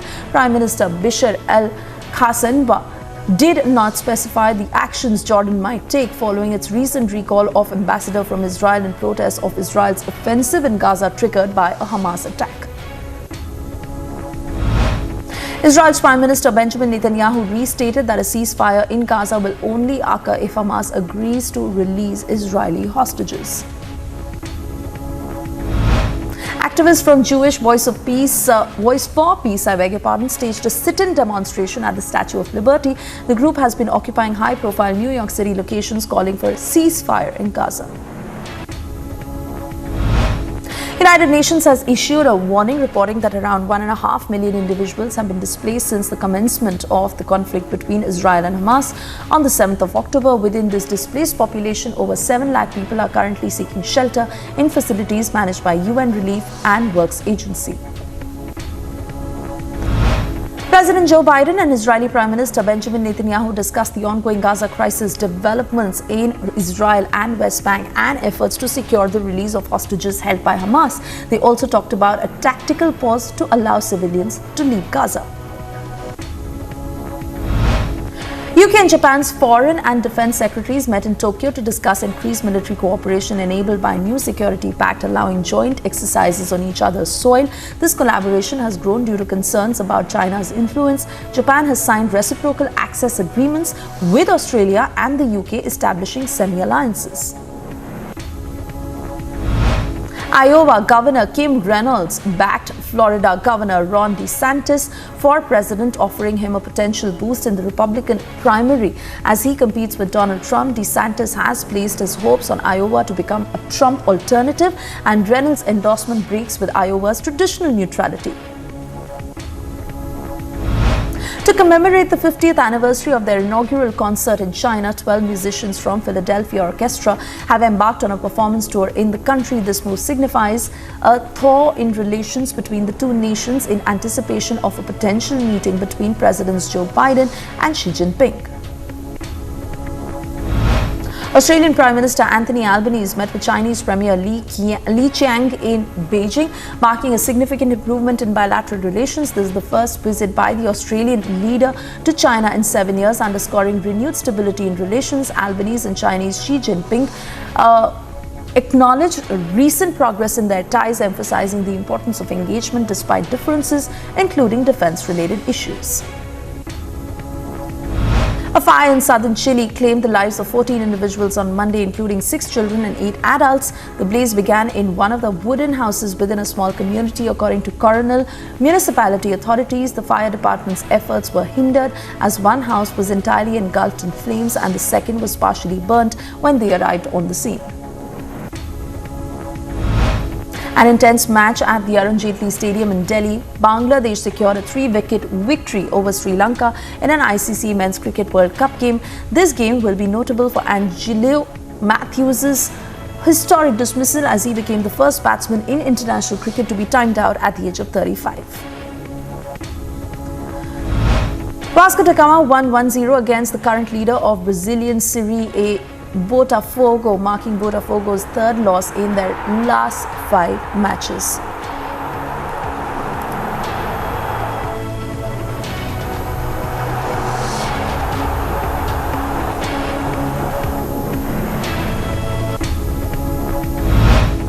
Godoy cruised to a 2-0 win over Palestinians in the Argentine Primera Division. Pierre Barricos scored the opener in the first half, while Plantis's Ignacio Vasquez netted an own goal despite a second-half effort from Plantis's substitute Matteo Pellegrino. Godoy Cruz goalkeeper Diego Rodriguez denied them.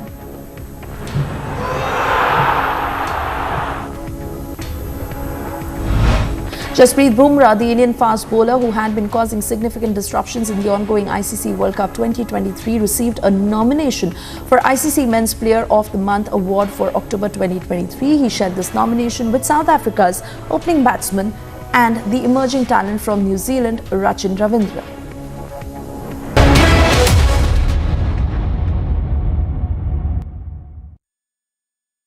In the India Today Best Universities 2023 survey, released recently, India's #1 ranked universities in various streams are JNU Delhi, Amity University, AIIMS Delhi, IIT Delhi, and National Law School Bengaluru.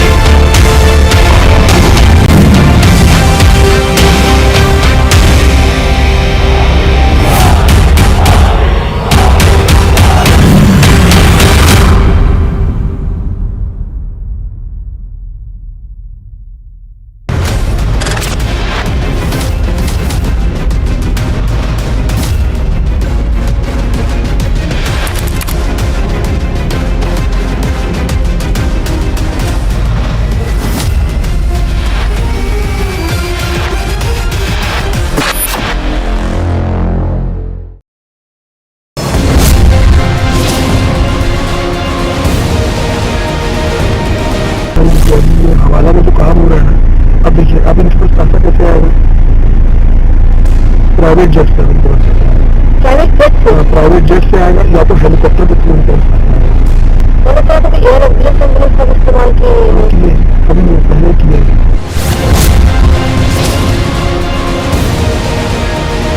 यहाँ की सरकार ने, यहाँ के मुख्यमंत्री ने छत्तीसगढ़ की जनता को बताना चाहिए कि दुबई में बैठे इस घोटाले के आरोपियों के साथ उनके क्या संबंध है।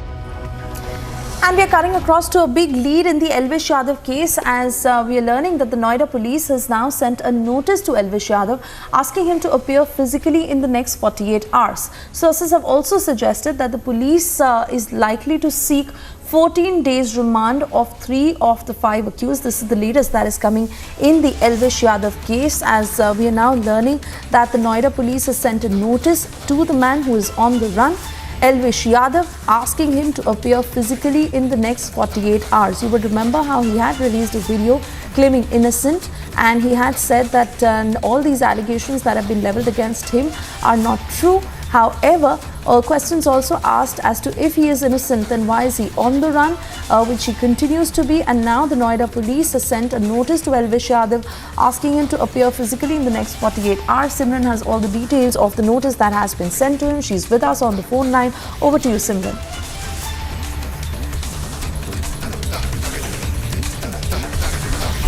Well, yes, all these details that have come forward in case with Elvish Yadav have been also wrapped up by the Noida police. Right now, the latest, if we start with, the Noida police has sent out a notice, which the police sources have also confirmed to us. It has been sent in relation to his alleged links with the 5 accused who have made a statement before the Noida police alleging that there have been connections of the YouTuber Elvish Yadav with consuming and also supplying the snake venom in the raid parties.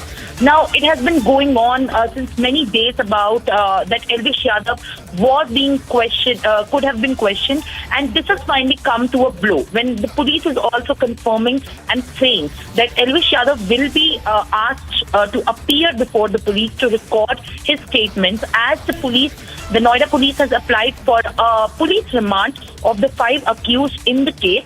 Remember, they have been sent for a judicial custody for 14 days when the arrest had happened, and now a police remand has been sought out.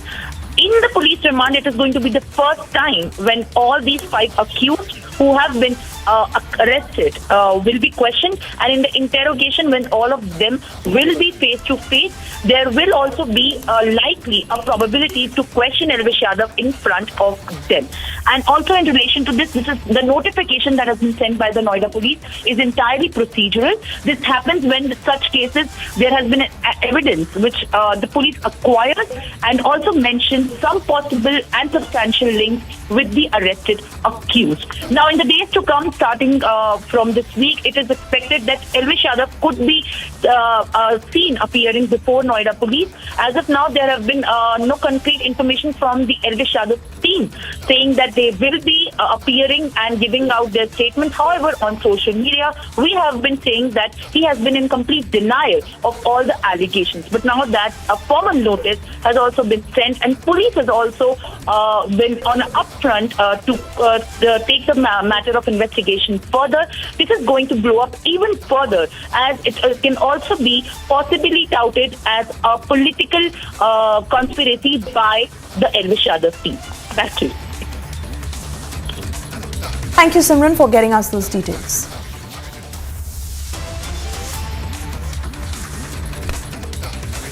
Moving on, Anganwadi workers gherawed Bihar Vidhan Sabha over their demands. Police used water cannons to disperse those protesters.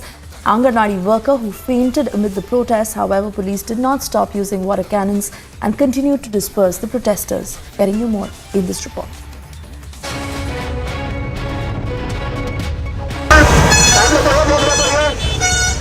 High drama unfolded in Patna outside the Vidhan Sabha this morning.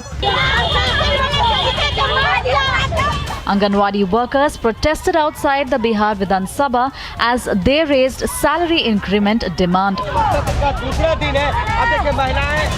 Anganwadi workers in Patna raised slogans against the Bihar government. Watch as the police used water cannons to disperse the crowd.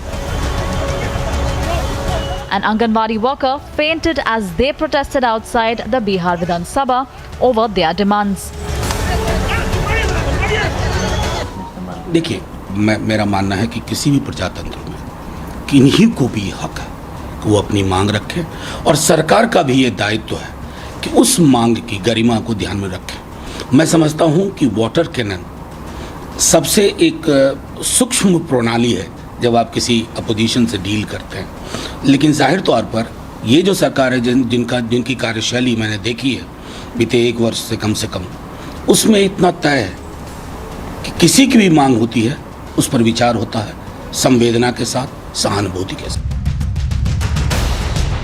BJP lashed out at Nitish government, calling it nothing but jungle raj in Bihar. Bihar में जंगल राज करने वाली सरकार ने आम जनता के ऊपर लगातार लाठी, डंडा और गोली चलाने का काम किया है। जो अपराधी है, जो बलात्कारी है, जो माफिया है, उन्हें तो बिहार के शासन और पुलिस से कोई कार्रवाई नहीं होती। Bihar police crackdown on peaceful protesters has drawn flack from across the board. Bureau Report, Republic TV. Time now for a short break. On the other side, as gold smuggling angle emerges in Mahadev wedding scam, ED sources suggest Dubai link now under investigation.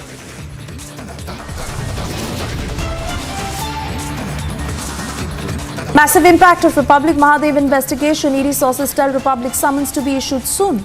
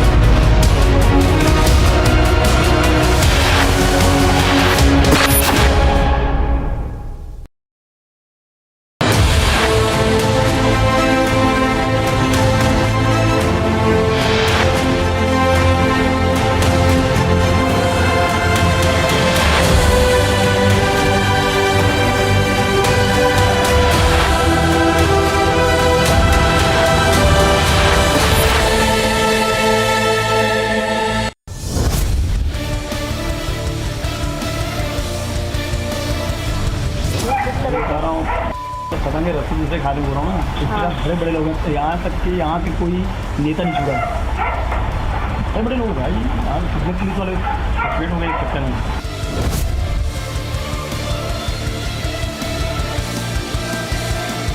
एक विधायक भी पैसा मांग रहे सीधा मुंह खोल गए। पैसे की डिमांड किसके थ्रू करते हैं ये लोग? और कुछ जैसे कि यहाँ जो पकड़ाए हैं सतीश चंद्राकर और ASI क्या वर्मा उससे विनोद वर्मा का नाम ले दिया कि यहाँ का व्यापारिक नाम लिया था नहीं हो रहे हैं।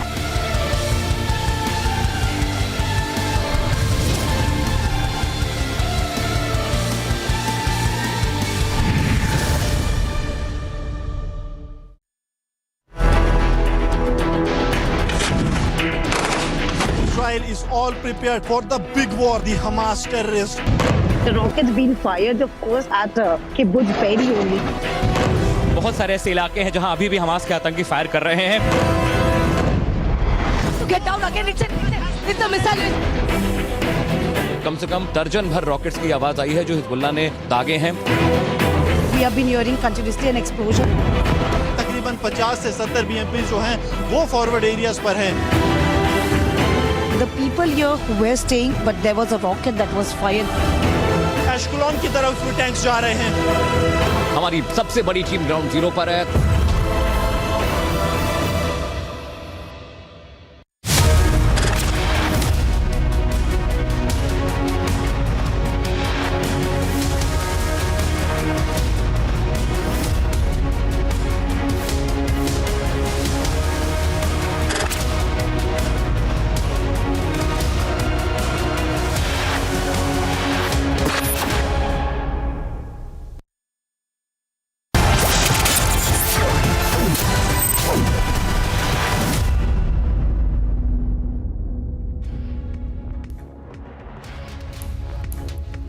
Hello and a very good evening. You're watching Republic and I'm Deepthi Sachdeva. And if you stay in and around the National Capital Region and Delhi, we all know that there is a season that comes towards the fag end of October. It extends till the mid of November. That's called the pollution season. As always, it gets difficult for all of us to breathe, but politicians find it very, very easy to just shift the blame from one political party to the other, from one state to the other. The Supreme Court today has stepped in and said enough of this politics. React right now. We'll get you details of what the Supreme Court has said as far as that big story is concerned. First up, the headlines. The Prime Minister raises the Mahadev scam. He says the Chief Minister Baghel's house has become a den for gamblers. Yogi Adityanath hits out at the Congress as the Ram Mandir politics rage on. He says the Congress never wanted the mandir to be built.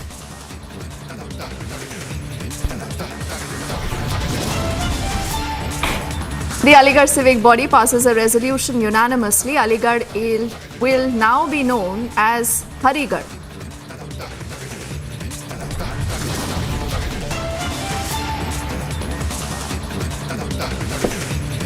As the face-off over pollution crisis continues in Delhi, the Supreme Court had steps in and it says the politics and find a solution. Trouble mounting for Elvish Yadav. The Noida police has served him a notice asking him now to appear in the next 48 hours.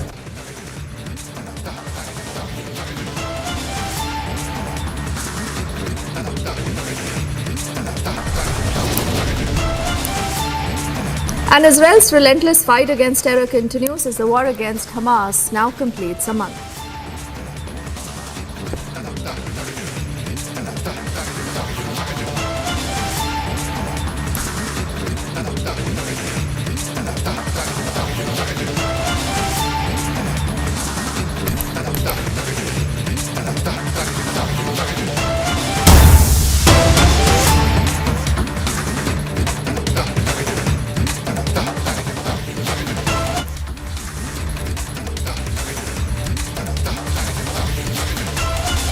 Let's get you an update in the Elvish Yadav case. The Noida police has sent a notice to Elvish Yadav, is what we can tell you, asking him to appear physically in the next 48 hours. Sources have also suggested that the police is likely to seek a 14-day remand of 3 of the 5 accused in the case.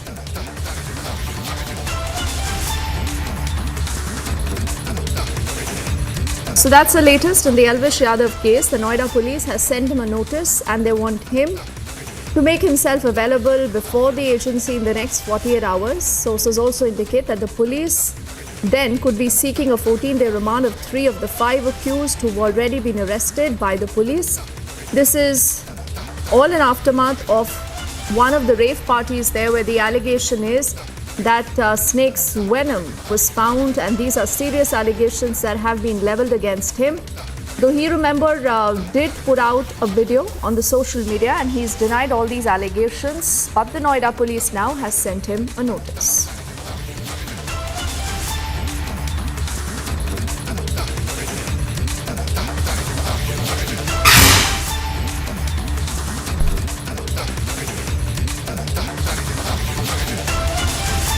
So next 48 hours is the deadline that has been set for Elvish Yadav and the Noida police has asked him to appear physically before the agency in the next 48 hours to cooperate in the investigation.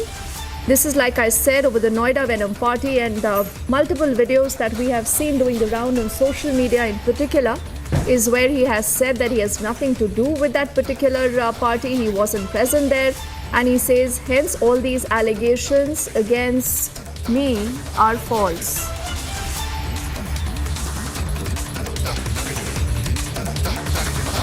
Simran is joining us on the phone line right now. Simran, can you give us more details on what we know as far as the Noida police is concerned? Why did they take so long to first up issue him a summon? Now, there are reports possibly that do indicate that he could have just fled the country. He's again and again said he's nothing to do with the entire case and he's being falsely implicated. Well, yes, this is an important question where we need to actually look into what the police are also saying. Police essentially is of that opinion that without any substantiative evidence in the ongoing probe, there is a very less authority to send an official notice, which has now been the case right now. While the Noida police officers have also confirmed that the sending of the notice was essential because now there has been some sort of substantiative evidence linked to his involvement into this entire fiasco of also consuming and supplying the snake venom at the rape parties in the Noida. Now remember, there were very questions which were being raised earlier as well on the involvement of Elvish Yadav and why the police is acting on a back foot. But right now, the Noida police has prepped up and also issued sought, in fact, a police custody of the 5 accused who have been arrested few days back in the entire case. They have been sent for a judicial custody when the arrest was taken place, but right now the police custody has been sought out, and after applying for the police custody, the modus operandi for the interrogation would be to actually interrogate and to question all the 5 accused, where also there is a possibility that Elvish Yadav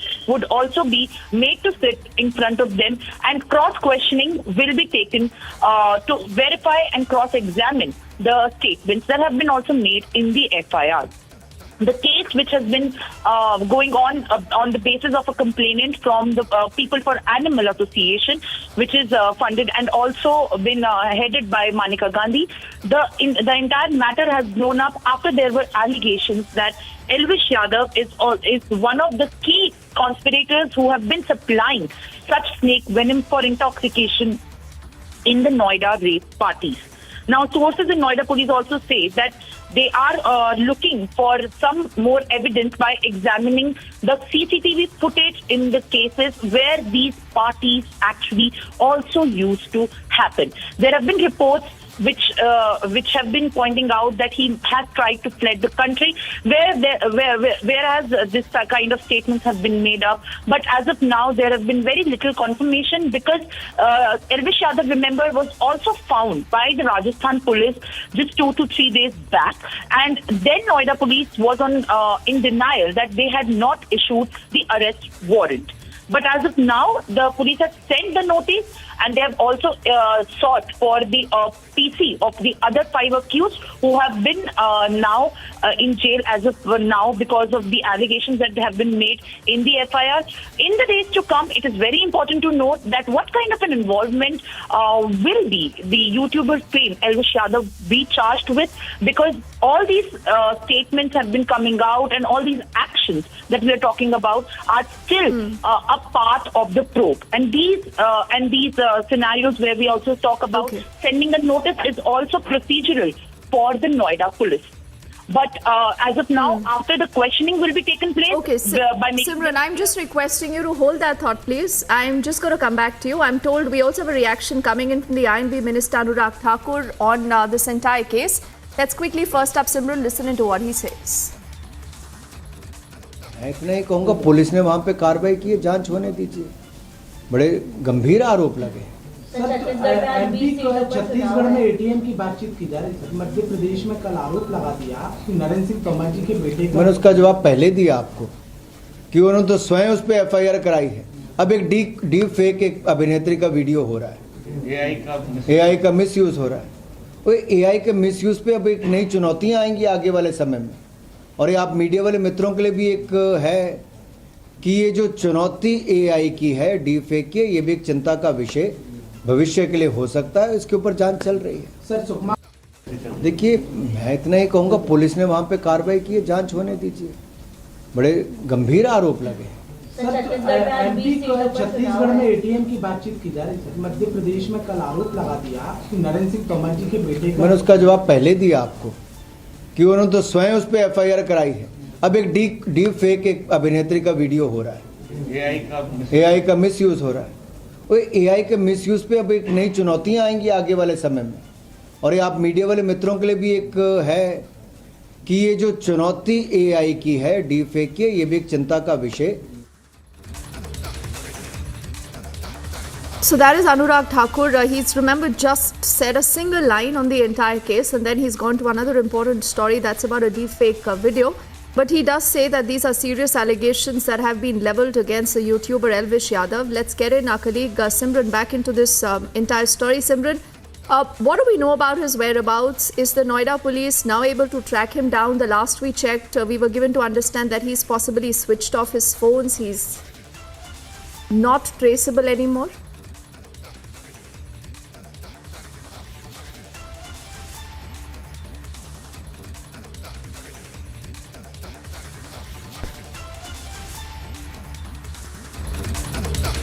I'm told we don't have Simran with us, so I'll quickly recap what we know about the story. Now, the Noida police has sent summons to Elvish Yadav in the snake venom rave case. The police might be wanting also to put him face to face with the other 5 accused in the case that have been picked up by the police.